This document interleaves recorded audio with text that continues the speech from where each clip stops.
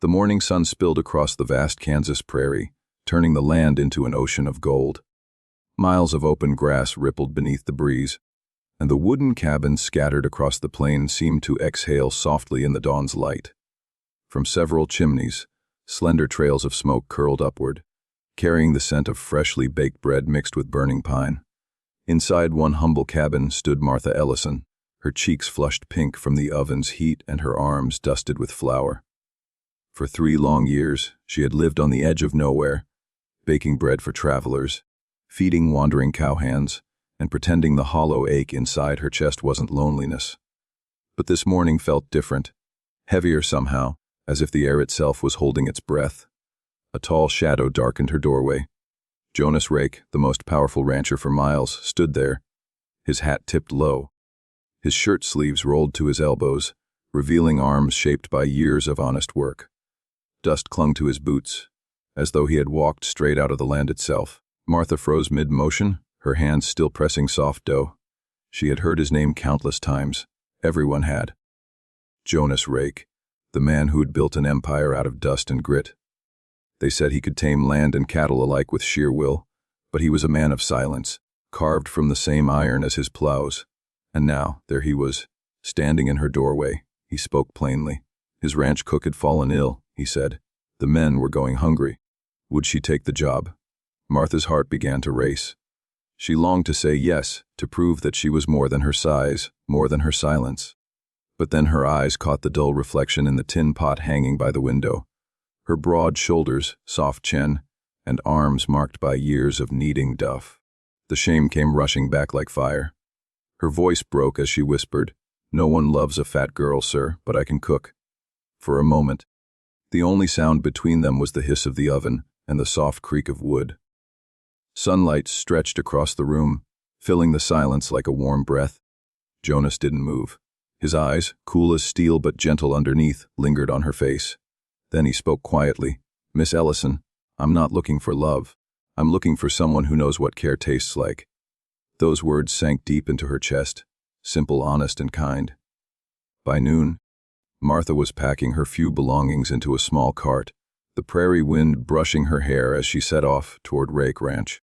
The ranch was larger than she'd imagined.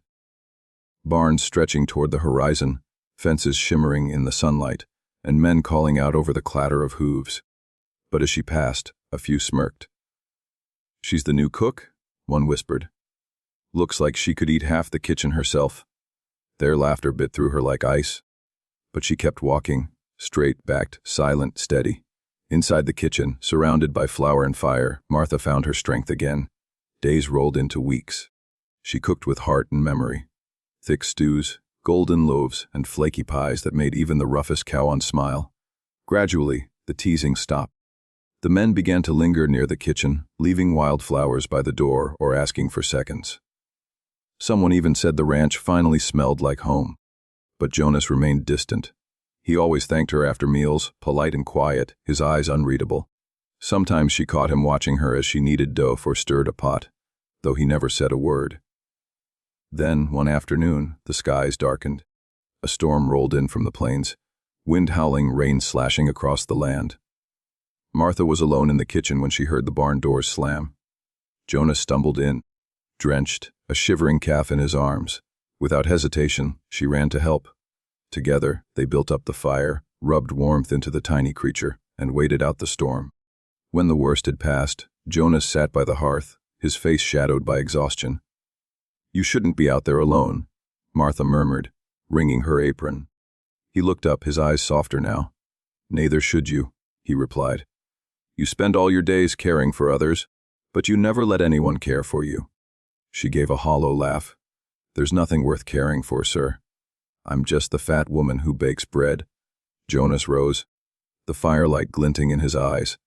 "No, Miss Ellison. You're the woman who's fed every hungry man who's crossed this land. The one who remembers who likes honey in their tea, and who saved Henry's dog with her stew when he was too weak to eat. Don't you ever call yourself just anything?" Something inside Martha cracked. A dam she'd built with years of shame and silence. Tears spilled freely, and before she could turn away, Jonas reached out, brushing one away with his rough, work-worn thumb. "You've got more heart than anyone I've ever met," he said softly. From that moment, something changed. Jonas began showing up at the kitchen more often, sometimes to stack firewood, sometimes just to talk. His laughter became easier. Martha noticed the way he lingered when she smiled, how he'd sneak second slices of her apple pie, even after pretending he didn't like sweets. The ranch grew warmer, not just from the fire, but from something tender and unspoken between them. One evening, as the sun melted into the horizon, Jonas asked her to step outside. The prairie was awash in orange and rose. He took off his hat, turning to her. "Martha," he began, voice trembling just slightly, "I don't care what the world says about how a woman should look. You've built more love in this kitchen than I've seen in my whole life. I reckon I'd like to spend my days with someone who knows what love tastes like."